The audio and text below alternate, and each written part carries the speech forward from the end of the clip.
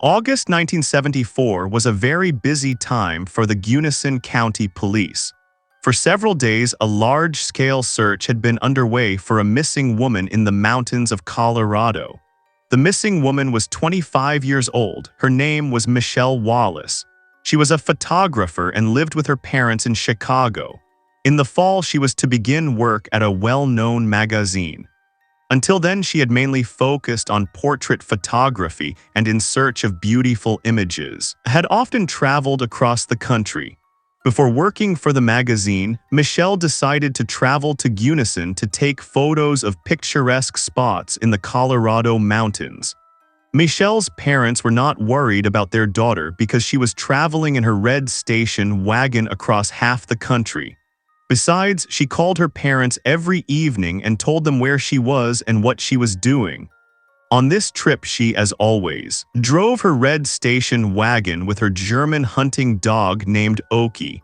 Michelle's favorite dog had accompanied her on her travels many times.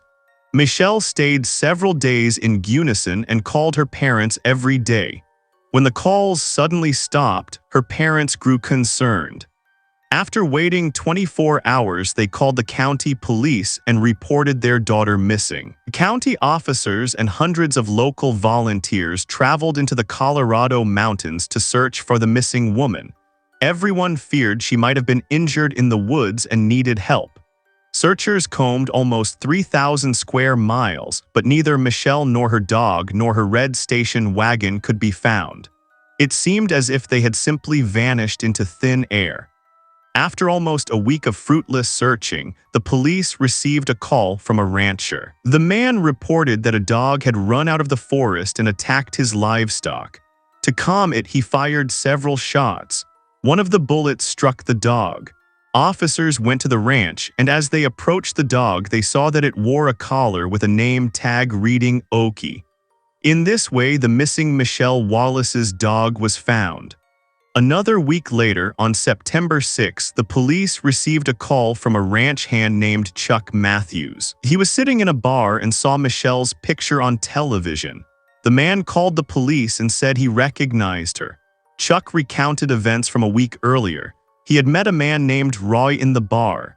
During their conversation, Roy lamented to his new acquaintance that a bear was troubling his herd and that he had no vehicle to go into the forest. Kind-hearted Chuck offered his help. The next day, they set out to look for the bear, but Chuck's car broke down along the way. At that moment, Michelle and her dog Oki drove past. She had just finished her 4-day hike and was on her way home. Michelle stopped beside the men and offered them a ride. In town, Chuck asked for a lift to his bar and assumed Roy would ride with him. But when Chuck got out of the car, Roy unexpectedly asked Michelle for a ride to his own vehicle. Chuck went into the bar and then realized that Roy had lied about not having a car. Since then, Chuck had not seen either Michelle or his new companion. With this information, the police identified their first suspect, a mysterious man named Roy, and placed him on the wanted list. On September 12, the police arrested a man named Roy Melanson in the nearby town of Pueblo. He was suspected of dealing in illegal substances. During a search of Melanson's car, a backpack was found containing a wallet and Michelle Wallace's driver's license, as well as the keys to her red station wagon. Among other items was a pawn shop receipt showing that Melanson had pawned a Canon camera belonging to Michelle. Investigators seized the camera and developed the film inside.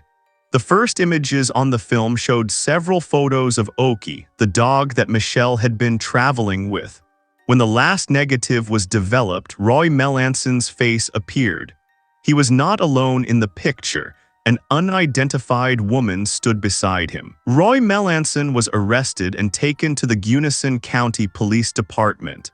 During questioning, he claimed he had nothing to do with Michelle Wallace's disappearance and had no idea where she might be. He said Michelle had given him a ride to a coffee shop and that he had invited her to have coffee with him. While Michelle was waiting for her order, Roy sneaked out and stole her car with all her belongings. At that time, Michelle's dog was tethered outside waiting for his owner. Melanson insisted that the last time he had seen Michelle, she was still alive.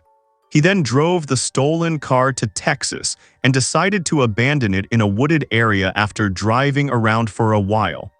Shortly thereafter, the police found the missing station wagon at exactly the location Melanson had indicated. A search of the car showed no signs of a struggle, and the interior was so clean that no fingerprints could be found. Investigators decided to examine Melanson's background and uncovered many interesting facts. Roy Melanson had been born in 1937 in the state of Louisiana and had an extensive criminal record.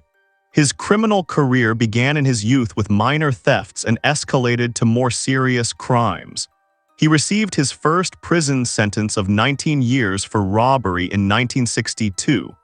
He then served a second sentence for violence, and to make matters worse, it was revealed that he was wanted in Texas for the assault of a foreign woman. After reviewing all the evidence and Melanson's background, investigators believed that Melanson might have taken Michele's life and then fled with her car. Besides their suspicions, however, they had no proof against Melanson, and Michele's body had not yet been found. Melanson was charged with stealing the missing woman's car and personal belongings. The search for the missing woman continued to yield no results, and the case gradually went cold. Against this backdrop, Michele's mother, Margaret Wallace, fell into depression. Her condition worsened with each passing day. She could not come to terms with the fact that the police had not been able to find her daughter or hold the perpetrator accountable. The grief over the loss of her only and beloved child became simply unbearable. One cool autumn morning, George Wallace, Michele's father, woke and found that his wife Margaret showed no sign of life. Margaret Wallace had died in her sleep. She had left a farewell note on her nightstand that read, "If our daughter is ever found, please bury her next to me." Margaret Wallace could not live in peace knowing that something terrible might have happened to her daughter. Winter arrived, and with the first snow in the mountains, it became impossible to continue the search, and hope of finding Michele melted away day by day. Roy Melanson was extradited from Colorado to Texas, where he was tried and sentenced to life imprisonment.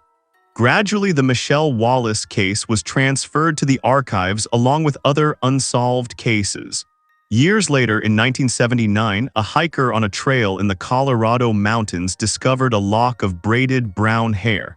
The hiker took the find to the local police. Experts determined it was human hair, but since DNA testing did not yet exist, they could not identify whose hair it was, and the evidence was filed away. Over the years, the story of Michelle Wallace was not only considered a mystery, but became another unsolved case in the Gunnison Police Archives. In 1991, more than 15 years after Michelle Wallace's disappearance, a young researcher named Kathy Young decided to reopen the case.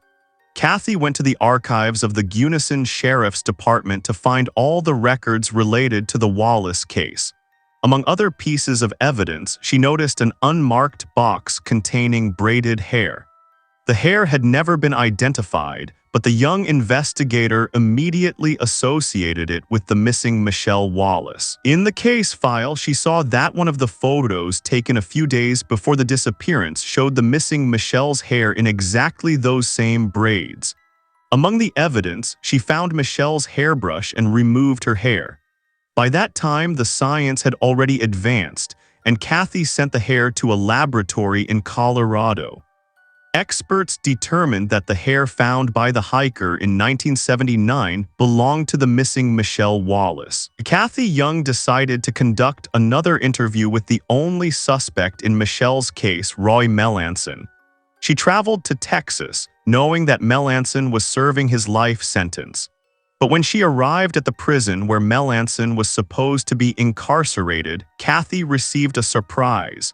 She learned that his sentence had been converted due to legal delays and that he had been released in 1988. No one knew where Melanson was now. Kathy realized that Roy Melanson had been involved in Michelle Wallace's death, and that the fact he was walking free posed a great danger to women across the country. At that moment, she was determined to find Michelle's remains and finally arrest Melanson.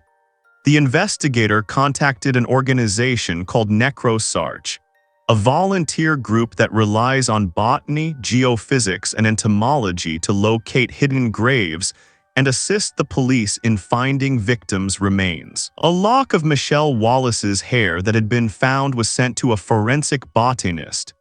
Examination of the hair revealed that certain strands had been discolored by the sun, and that the fact it was very clean indicated it had remained on the surface and had not been buried. The expert then collected plant material from the hair. Soil particles and plant fragments were separated. In the plant parts, pieces of pine bark, needles from subalpine fir, and Engelmann spruce were found. Judging by the condition of the hair, it had remained on the moist north-facing slope the entire time, and thanks to the discovered pine and spruce needles, it was possible to pinpoint the approximate area where the search would take place. On August 7, 1992, investigators, Kathy Ann, and scientists from MicroSewage traveled to the Colorado mountains. They divided the area marked by the experts into grids and began searching for Michelle Wallace's remains. The scientists literally crawled on their knees and examined every square meter of the sectioned area by hand. The first day of the search was fruitless. Toward the end of the second day, however, a shiny object in the grass suddenly caught their attention. As they approached, they saw that it was sunlight reflecting off a gold tooth inside a human skull. Kathy Ann knew that the missing Michelle had worn a gold crown, meaning the found skull very likely belonged to her. A thigh bone and ribs were found near the skull. A forensic anthropologist determined that these bones belonged to a woman aged between 20 and 25. During the search, the scientists also recovered fragments of Michelle's clothing and shoes, part of the zipper from her jeans, and one of her hiking boots with the foot bones still inside. Based on the position of the bones, medical examiners concluded that Michelle's body had most likely been thrown from the roadside into a ravine. The examiners also determined that her seatbelt had been cut. Investigators believe that after Melanson was alone with Michelle, he ordered a drive into the woods, set her dog free to run, and at some point told her to stop. A struggle ensued between the two, but Melanson was stronger. As a result of the struggle, the zipper on her jeans was torn. After taunting her, he took her life, threw her lifeless body from the road into a ravine, and calmly drove away in her car. After the examination, Michelle Wallace's remains were handed over to her father in Chicago so that George Wallace could fulfill his wife Margaret's last wish. Their only and beloved daughter, Michele, was buried beside her. Kathy Ann discovered that Melanson was serving time in Kentucky for theft. On April 13, 1993, she traveled to Kentucky to conduct an interview in the Michelle Wallace case. During the interrogation, Melanson was very polite and calm. But when Kathy K showed him a photo of the found hair, at that moment his face literally changed, and he immediately refused to cooperate. For the investigator, this was conclusive proof of his guilt. Roy Melanson was brought back to Gunnison, Colorado, where the trial in the Michelle Wallace case took place. Melanson was confident that the prosecution would not be able to prove his involvement in her death. He pleaded not guilty and refused to attend the trial in person, listening to the entire proceeding from his prison cell. Yet the prosecution not only succeeded in convincing the jury, but also in proving his direct guilt. On September 1, 1993, Roy Melanson was found guilty of Michelle Wallace's death and was sentenced to life imprisonment. After Melanson served a theft sentence in Kentucky in 2003, he was transferred to Colorado to serve his life sentence in the Michelle Wallace case. Due to a law passed in the 2000s, his DNA profile was entered into the National Criminal Database. In 2009, officers in California discovered a match in a 1974 case.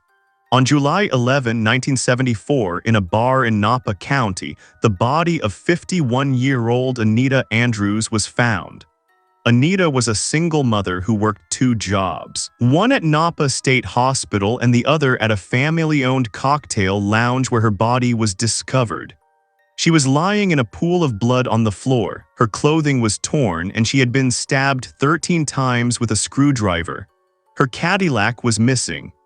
The perpetrator left several pieces of evidence: cigarette butts in an ashtray, a partially bloody fingerprint on the back stairs, and prints on a bottle and an open cash register. In 2010, another match was made with a 1988 case in Walker, Louisiana. On August 5, 1988, 24-year-old Vincent Lejeune returned home after work and found that his fiancée, 24-year-old Charlotte Sauerwein, was not there. When night fell and Charlotte was still missing, Vincent called all her friends and learned that none of them had seen her. He suspected she might have gone to a newly acquired property she liked to visit and where they planned to build a house. When Vincent drove to the garden complex, he found her car with no one inside and the driver's door handle broken off. Sensing something was wrong, he called the police. Around midnight, the search for Charlotte began. 2 hours later, her body was found in a pile of branches behind an old shed. She had been beaten, her clothing was torn. She had been strangled with a belt, and then dragged by it to the place where her body was discovered. Investigators learned that Charlotte had gone to a laundromat that day to wash her clothes.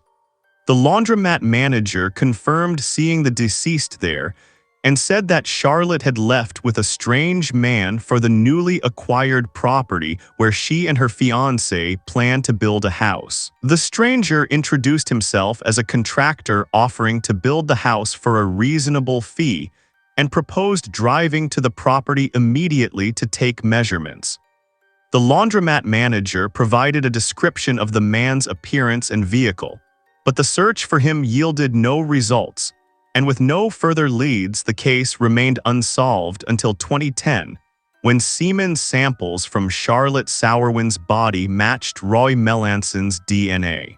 Melanson was also tried for the disappearance of a woman he had rented a house from in Port Arthur, Texas, in 1988. Pauline Klump, 51, had rented the house to Melanson. One day she asked him to help with the air conditioner and to retrieve a television from other tenants. They were last seen together, and thereafter Klump vanished under mysterious circumstances. The trials for the murders of Anita Andrews and Charlotte Sauerwein took place in 2011, and Melanson received 2 additional life sentences. Pauline Klump's body was never found. In 2020, Melanson died at the age of 83 in a Colorado correctional facility. He never showed remorse and was, in fact, indifferent to the fact that he had ruined lives and deprived people of their right to happiness. Thanks for watching and take care.